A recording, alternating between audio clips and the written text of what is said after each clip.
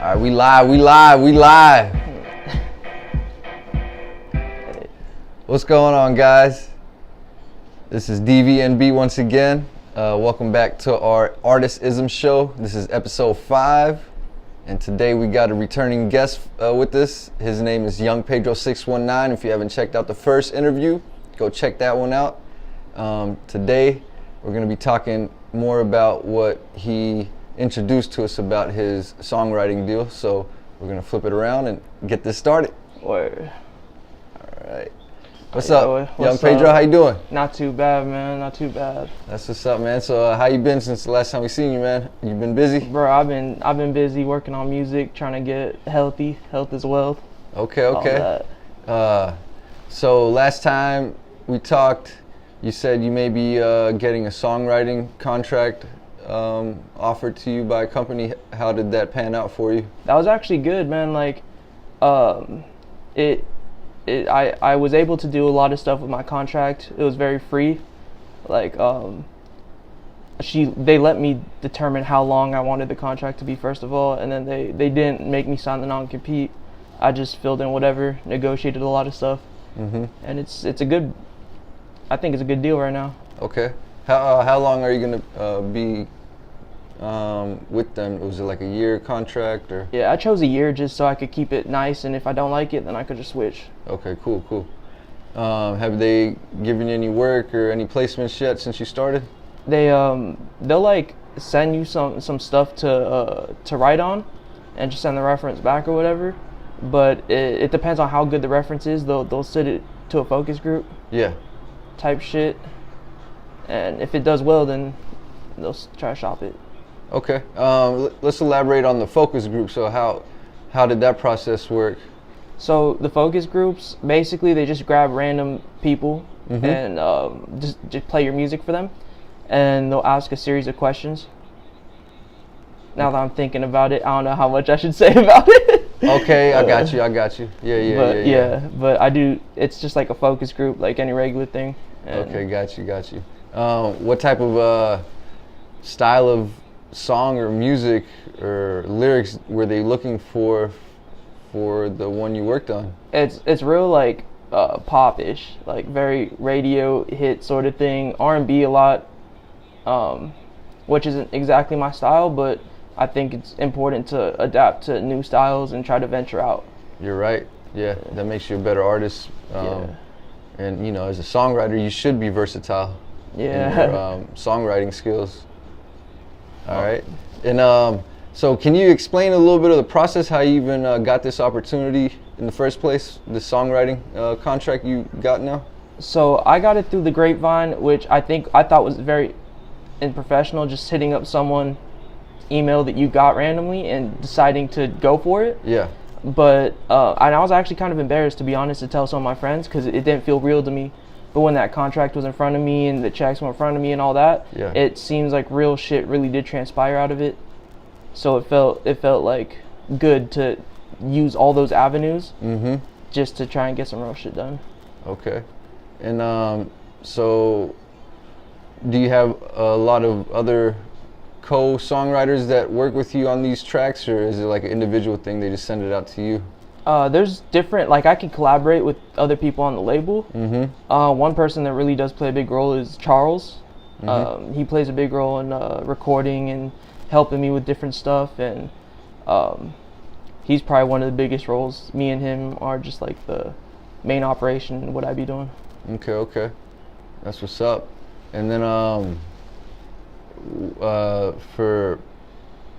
for producers, do you guys get to collaborate with producers too, or you just get beats sent to you by the label? I think the label has their own producers that they just sent me beats. But it's kind of better that way, so there's no bias over whose beats you want to go on or like what you're more used to. It puts you out of your comfort zone, so you don't really get to choose the beats. Okay. Oh yeah, and one more time, can you tell us the name of the label that you're with now? Hustle Hard. Hustle Hard? Yeah. And it was spelled a different way, right? How is it spelled? HUSLARHRD. Okay, Hustle Hard. I got you. All right. So how do you feel being a songwriter on a label now? How does that make you feel, man? It feels good, man. It feels different. It feels like I need to mature a lot before I commit to any real thing, just so I get the best out of every experience and I'm able to grow like I need to. Cool, man. So how are you trying to up your game right now? Because I know, everyone is always wanting to get better, and if I was in your position right now, I'd feel a little pressure on me. Yeah. So what are you doing to get extra focus and maybe, push yourself to a different level of songwriting? Honestly, like, just being able to go on any beats. I want to be one of those people that can say, give me a beat and I bet you I can write to it no matter what it is. And honestly, at the moment, I'm not like that. Like, I'm really hip-hop based, R&B based. I need to venture out more into pop. That's what sells, really. Yeah. And just be able to write over everything. Okay. So do you listen to other pop songs right now just to get a feel on how to write? Yeah, maybe not even like strictly pop. I like Post Malone a lot, or I'll go on the charts and see what's charting right now, and just basically take notes on how they do like flows, not to steal it or nothing, but just see how they space syllables and stuff, and yeah, just like different little ad-libs, what else they added into it. Okay. What do you think about Post Malone and his style of songwriting? Because in my opinion, he's very dope. He has crazy flows. Yeah. I'm not sure if he writes all his lyrics, but I'm feeling that he has a big part in writing those lyrics. Yeah, and just like a lot of the symbolism that they have in there, like you don't really realize until you listen and see the different aspects of music just all combined into one, and just pick out what you think is cool and maybe try it out on some different stuff. Yeah. Oh yeah. And do you look up to any big songwriters in the industry that are, kind of veterans? Like, do you have any, how do you say, influences or idols? I know Tyler, behind the scenes, Tyler the Creator. He writes for a lot of different artists that he's with. Okay. And he's one of those dudes that can just write pop songs like crazy, even though he's very hip hop based. Yeah. And that's kind of something I look to be. And as a kid, I always listened to Tyler and shit. Like he was my number one artist. Yeah, I think he's a very dope songwriter. Yeah. Like very, very creative. Same with the beats. He got crazy production. Just everything he chooses to do with production is insane. Yeah, that's what's up, man. And I don't know if you know, but he makes like cartoons for, I don't know, is it Adult Swim or some other network? Yeah, I peeped that. I remember he had that like little cameo on Adventure Time. Yeah. And since then, he's just been doing different cartoons. He had that Sprite commercial too that came out. And yeah. I think it got pulled though. Oh, it did? Yeah, someone got mad at some of the shit about it. They're offended. What was the reason they wanted to pull it though? I think it was like a goat getting pulled over. I remember this shit. Remember? I forgot what it was, but I think they tried to make it racially offensive. I thought it was funny though. Yeah, it was. As in, like, the goat got pulled over, right? And the cop asked the goat, "You know why I pulled you over?" And then whatever he said was mad funny. I don't want to misquote it. Yeah, mess up the whole joke. So I remember it was just like I didn't pick up any racial nuances in it, but apparently this one dude got real salty over it and had it pulled. Wow. Yeah. That's crazy. Okay, so how about when you write songs? Do you kind of have a censor in your mind, or you just write without any censor? I try not to curse, honestly, because I know that a lot of radio hits, you don't hear, like, even if they do blur out a lot of it, it's a bitch to blur out that stuff. And so, like, I try not to curse just so there's more of a chance that someone's going to pick it up and make it a radio hit. Yeah, that's smart. That's real smart. And I feel like once you stop trying to curse, you can find different ways to space the words and different words that you can use, and it kind of adds more impact. Yeah. Yeah. And that's a good step getting towards writing for pop songs. Yeah. Because in pop songs, I don't think they Nah. cuss at all, right? I don't think so. Yeah. All right, man. So it's been about 10 minutes. You can ask me a question or two if you want. Word. So right now, if an amateur like kind of steps into the game, what is the biggest misconception that you think he has in his head right now? Okay. Just about the game. All right. Let's do that question, man. That's a great question.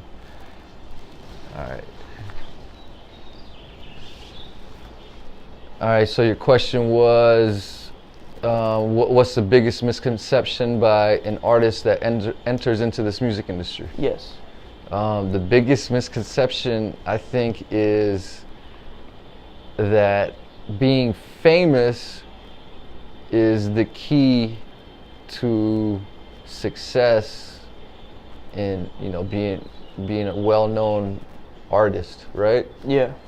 And that's like the opposite, or these days they call it clout, right? Yeah, clout. They say that I gotta get that clout, and people are chasing clout chasers, all this stuff, right? But when people really think about what the word clout means, clout is something that you gain from working hard and having a good reputation and having a good body of work in terms of our entertainment industry, and then you got clout. Clout is just another word for a great reputation. Yeah.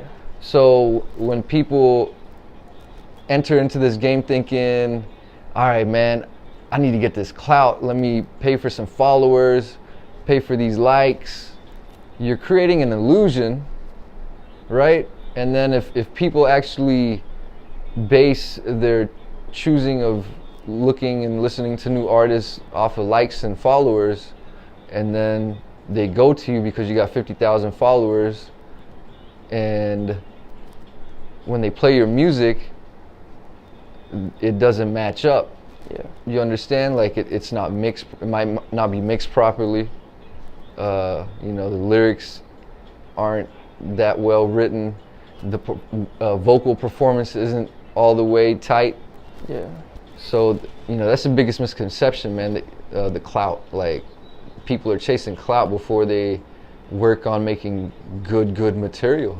Yeah. And I think that's the biggest misconception, and I think that's just a thing in society right now because of social media, unfortunately. But if people think about it and use common sense, if you want people to follow you because of your music, you might want to make good music first. Yeah. I'm very straightforward, and that's just what it is. I just feel, don't chase the clout, forget about being famous, let your music speak for itself. You want people to play it and feel different when they play it, so that means you did your job as a musician. And then also have good visuals and good graphics for your album covers, and that's the key to success. Work on the art first before you work on getting famous and getting 100,000 followers and stuff like that, man. You got to let your work speak for itself. And that's my long ass answer for your question about the misconception of new artists in this game. I feel that. I feel like clout definitely changed the game. Yeah, and it's just a word, man. Like when you break that word down, it's clout is reputation. Yeah. How can you have a good reputation if you just entered the scene of anything? That's true. That's facts. Yeah. So the misconception of the word clout in itself is a problem with the new artists. For real. Break that word down. It's reputation. Yeah. You got to build a reputation by doing something. So if you're a musician, you got to do work, put in work in the studio, make some good work, good music. Yeah. Facts. Then you get the clout. Yeah. What does Scarface say? First you get the money. Oh. Then you get the power. Then you get the women. That's what. Yeah. You can always replace women with clout. First you get the money, then you get the power, then you get the clout. Dude, it's crazy you said that. I took that snippet one time and put it in like the intro of a song. Yeah. And like for a minute, that was like my artist tag, I guess. Yeah. And I would always put that in front of songs I made. That's dope. Yeah. That's true though. Yeah. Yeah, man. You want to ask me anything else?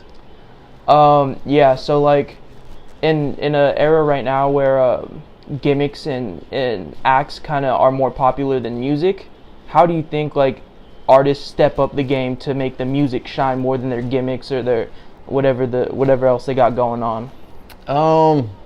They just have to be truthful to themselves about who they are and what they want to express through this music. And then on top of that, you have to be very, very confident in what you're gonna do.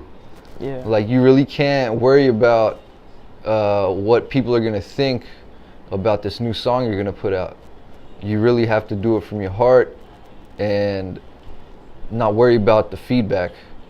And sometimes that's where the greatest art is created, and also the greatest shift in art is created, when someone makes something without really giving a fuck about what people think, what their current fans think, what their peers would think. You know what I'm saying? Yeah. That's when the best art is made in this world. And you know, there's proof to that. I can go on and on about, you know, all types of artists, from painters to movie directors to musicians. You know, the people that went against the grain and had a plan. You know, they really shine with what they wanted to do. Yeah. It's all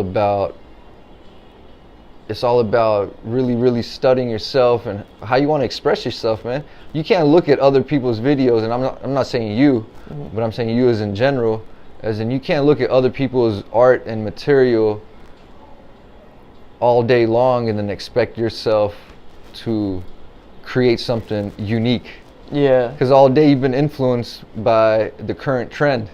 So most likely you're going to sound like the current trend. And I don't know of any consumer in this world that likes to go to any marketplace to choose from a bunch of things that are about the same thing. Facts. You know? And it would really help the world of art if everyone was more unique in their way of expressing themselves.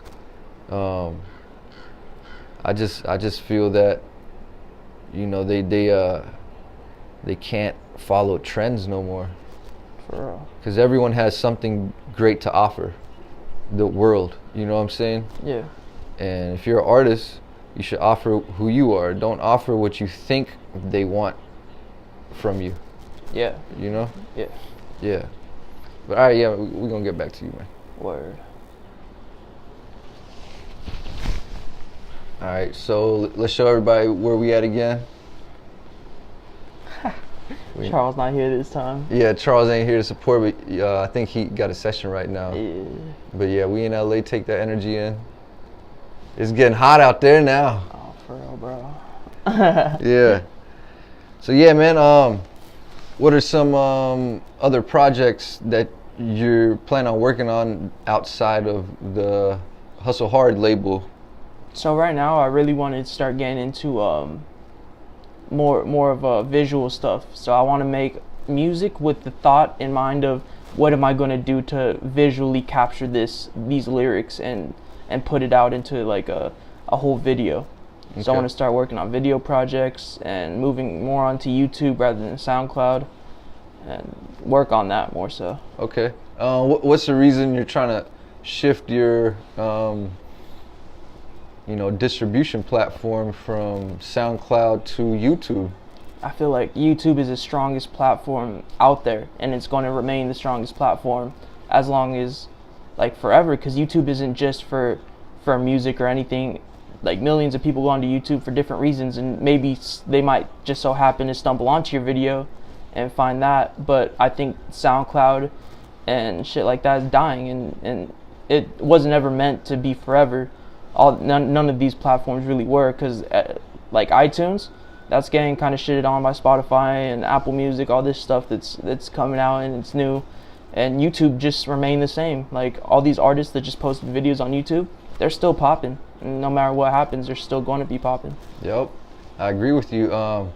And do you think the ability to always have some type of visual connected to the audio when you upload something on YouTube, do you think that helps why that marketplace is so big compared to, SoundCloud? I think it definitely helps when people can match a face to a song. It feels more personal, and just the videos themselves and how you choose to represent yourself and your brand kind of connects with people more than just listening to a song. Sort of does. Yeah, I agree. Yeah.